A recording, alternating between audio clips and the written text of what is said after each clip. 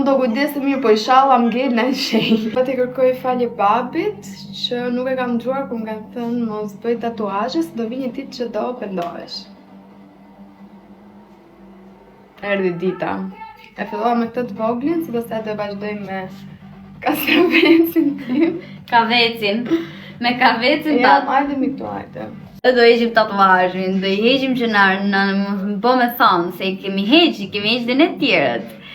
Këtu te dora unë kam pas tatuazh dhe i kam fshi. Kjo do më shumë seanca patjetër, se unë 4 seanca kam bërë mos Po gaboj. do dhe që të rigjenerohet? Patjetër, absolutisht që po, por kjo varet, kemi thënë gjithmonë, nuk duhet keni frikë për faktin që ju ngelet shenjë, por duhet të kuptoni faktin që jo çdo lëkurë është e njëjtë dhe çdo lëkurë do kohën e vet që të rigjenerohet. Vetë duhet që të kujdeseni tamam se si thot.